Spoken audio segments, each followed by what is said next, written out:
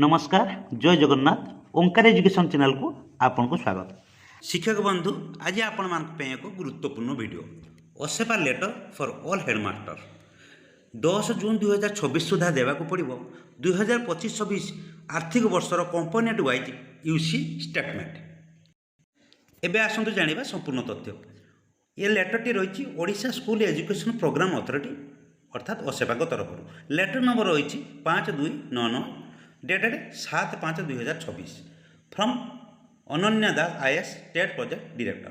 क्या रही the all DEO cum DPC RTSS Samagra Shiksha Odisha.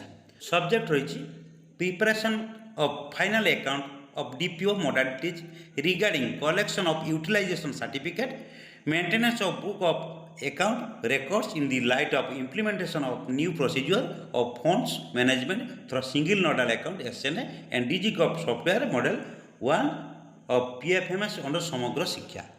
Letter subject अनुसार निर्देश दि जाएगी जे 2025-26 शिक्षा वर्ष रे समस्त विद्यालय थिबा सिंगल नोडाल अकाउंट रु डिजिगव माध्यम होइतिबा पांठीर विनियोग गुड़िक किपरि खर्च करछंती तार चूड़ांत यूसी प्रस्तुत करी दाखल करेंगे।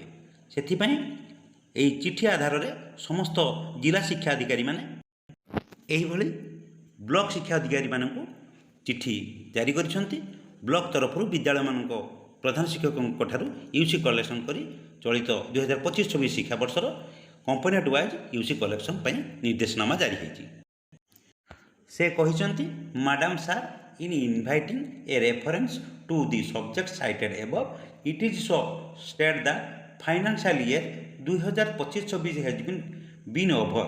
Hence, account of finalization need to be done for preparation of final account and to produce it before the internal auditor and statutory auditor for completion of audit in time. In this context, following point may be followed scrupulously for preparation of final account of समग्र शिक्षा for financial year 2025-6। से कहते जे अभ्यंतरण auditor और सांबादिक auditor सम्मुखें ये UC गुड़िक उपस्थापन करा आवश्यक। यही परिप्रेक्षी 2025-26 आर्थिक वर्ष पर समग्र शिक्षार चूड़ांत हिसाब प्रस्तुत करने निम्नलिखित किसी बिंदु गुड़िक अनुसरण करने को देखो तौक दि जाए level SNC SMDC KGBV residential seasonal hostel school CRCC and other IAS below the block level UC submit करेंगे ब्लॉक एजुकेशन ऑफिसर को निकट में। तापर completion report of the UC started at point above UC the utilisation block level आरंभ हो district coordinator project coordinator को निकट में दाखल करेंगे। से किसी एक्टिविटी आउ टाइम लाइन भी देइचंती government. The entire process as enumerated supra shall be completed by 30 June 2026. However, a suggestive timeline of different activities is mentioned below.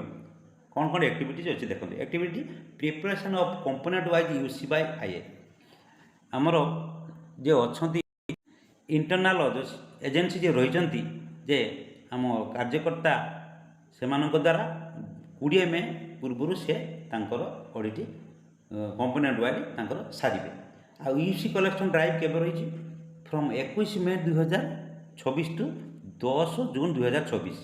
10 June 2026 सुधा यूसी कलेक्शन हेब बीओंक ऑफिस तरफ तार submission of consolidated UC statement 15 June 2026 बीओंक तरफ DPC को दाखल करेंगे 15 जून 2026 सुधा दाखल करेंगे।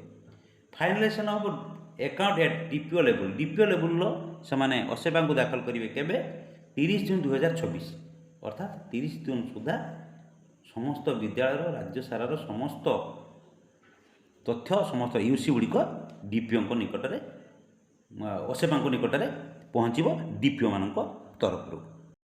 शेष कौन कहते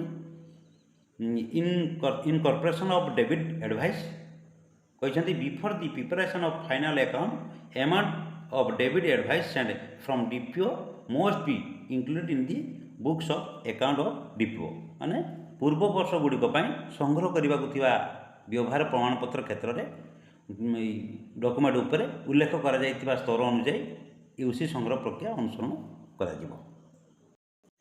ସେଥିପାଇଁ ସମସ୍ତ ପ୍ରଧାନ ଶିକ୍ଷକମାନେ ସେମାନଙ୍କର କମ୍ପୋନେଣ୍ଟ ୱାଇଜ୍ ତାଙ୍କର ଗ୍ରାଣ୍ଟର ବିଲ୍ ଭାଉଚର, ରିଜୋଲ୍ୟୁସନ୍ ରେଜିଷ୍ଟର ଏବଂ OGFR 23-24 ଫର୍ମାଟକୁ ପୂରଣ କରି ଆମର ବିଓଙ୍କ ନିକଟରେ 10 ଜୁନ୍ 2026 ସୁଦ୍ଧା ଦାଖଲ କରିବା ପାଇଁ ଚେଷ୍ଟା କରନ୍ତୁ।